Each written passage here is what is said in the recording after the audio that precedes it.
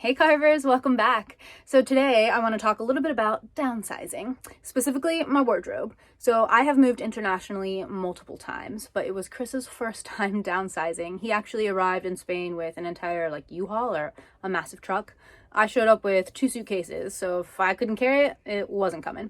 So in the 2 years that we took leading up to van life, I formulated a few tips and tricks that I shared with him to make it a little bit more fun, a little bit more bearable, kind of sorting through all of your nostalgic things and your memorabilia, specifically for maybe us women or fashionistas, no matter your gender, making your wardrobe something that can fit into a small space and also be super functional. So tag along today and I'll show you what I've learned.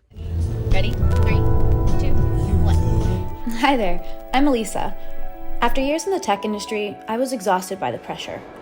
So I quit the capitalist hustle. Now I live in a tiny house with my partner and pup, learning to live simply and stress-free. I share that journey here. Hit subscribe and join us in the slow carve. By the way, sorry if you can see my dishes back there. Look, I know there's van lifers that have beautiful travel vlogs and these amazing drone shots, but I don't think that's what I can offer you best. What I'm hoping to do here is really give you a candid look at what van life looks like, actionable insights about pursuing your own alternative lifestyle. So anyway, those kinds of things will exist in my videos.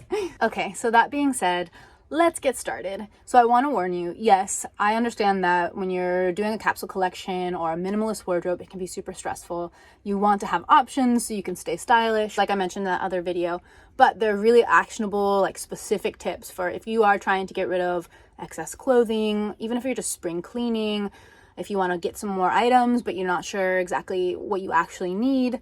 You don't have to be moving into van life to be using these tips, but they're especially functional or useful for those who are downsizing into a tiny house, either on wheels or a sticks and bricks one. So here are my 9 tips for downsizing a closet and having a stylish, minimalistic wardrobe.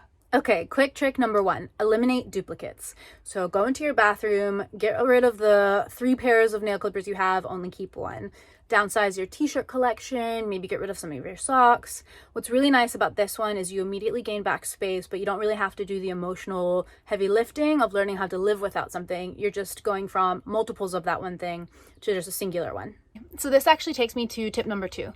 So say you have 2 white long sleeve t-shirts, one's a crew neck and one is a v-neck, and you can't decide between the 2 of them. You're not really sure which one you'll get the most use out of.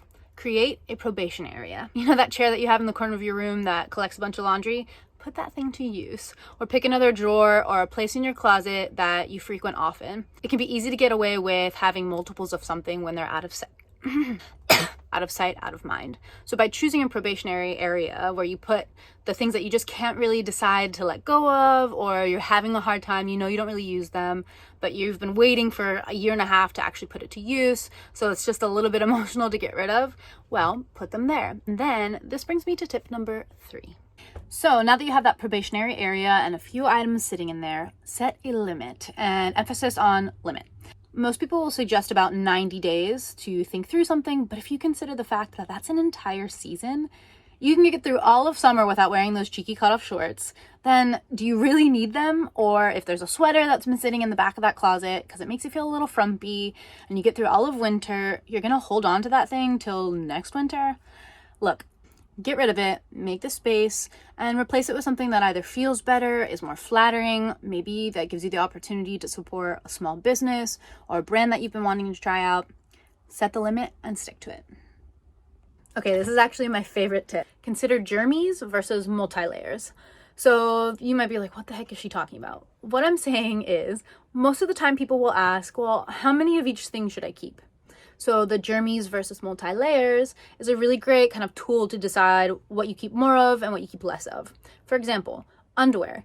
Have an abundance of these. That way you don't have to do laundry every 3 days. If you have a collection of maybe 2 weeks worth of underwear, you're staying clean and you're not doing laundry multiple times a week. Whereas a sweater, for example, maybe you only need a handful of those or less because you're wearing shirts underneath them, jackets on top of them, so they're not actually in contact with your skin, meaning they're not going to get as germy as quickly, so you can wear them multiple times so you don't need as many of them. So germs versus multi-layer helps you understand what's going to be hygienic so that can then inform how many of what kind of clothing you're going to keep. So more undies, more socks, more under layers, and then less of the outer layers that often tend to be bulkier too, like jackets and sweaters. So the next tip is what I like to call the 2-1 rule. So everything you keep in your closet for one item should go with 2 other pieces, ideally with something from another season. So for example, this shirt is really good to wear as a crop top with a pair of shorts in the summertime, or I can put it underneath overalls or a sweater, for example, in the winter. So before you buy something, 2-1 rule is make sure that the one thing you buy goes with 2 other things already in your closet. Or if you're deciding whether to keep something, see what it already matches. This is also a really cool way for people who are into style or aesthetics. It's a fast way to get personal style. If you start matching silhouettes, colors, textures across all of your items, you very quickly kind of get like a specific style. Okay, I thought it could be helpful to show you specific examples of the 2-1 rule in action. So here you can see this silky kind of coppery colored skirt that I've used for both summer and winter. On the left-hand side, I've used it with a tied up white tee and just some simple kind of ked shoes. And then on the right-hand side, in the winter months, I've layered it under a mock turtleneck, kind of green colored sweater and a jacket. Same shoes. I spent a little bit more on this piece, so I'm super excited and motivated to find ways to use it throughout the year. So I love being able to find pieces that have personality but layer really well. So they have simple silhouettes or they aren't super patterned, so they're super versatile. Let me show you one more example. So same idea here where I try to use a statement piece and use that as my base layer. So in this case, it's this kind of slatey green colored jumpsuit. For summer, I'll belt it just to emphasize my shape and then pair it with some strappy sandals. It's warm enough here that suffices. And then in the winter time, I liked layering it with kind of this like crop turtleneck sweater. I felt very ballerina in it, but we were going to be walking out and about that day, so I wanted to make sure I was comfortable. So I ended up pairing it with some more like skatery accessories, that kind of like knitted beanie, mirror glasses, and those keds again. Moral of the story being that just because you have fewer items doesn't mean that they have to be boring or that you can't get creative with your outfits. Tip 6 is, like Nike, just do it. Look, I totally understand that our things have sentimental value, that we bust our butts to be able to afford those things. But at the end of the day, especially if you're pursuing some sort of alternative lifestyle, there tends to be freedom that goes along with that. So by getting rid of material things, that makes space and time for memories and things that really, really matter. I can tell you, after moving house, I think over 30 times is when I stopped counting, what sticks with me now are the beautiful memories I've been able to make by moving to new places and meeting new people. It's not necessarily what I was wearing in those moments.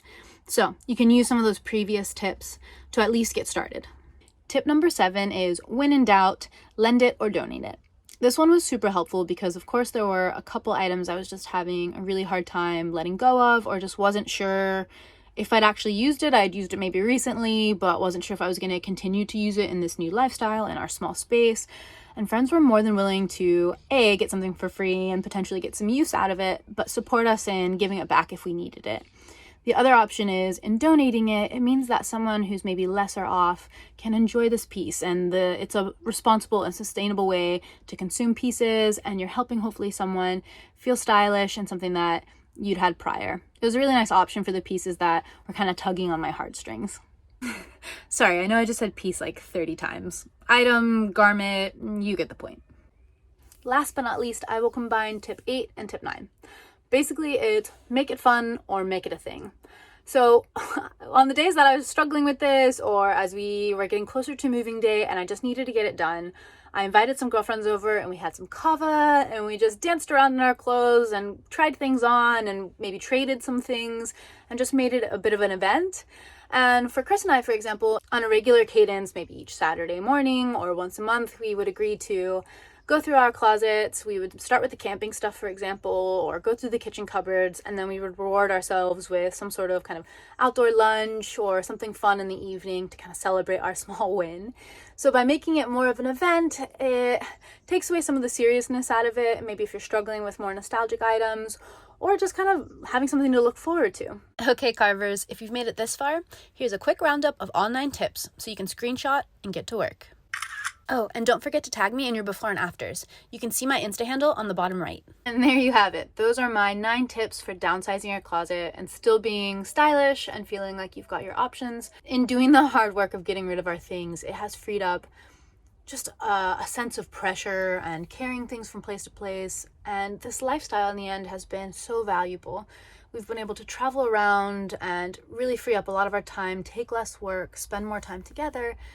And this downsizing is just one piece of that. It gets you closer to that dream of living an alternative lifestyle that in the end feels really good.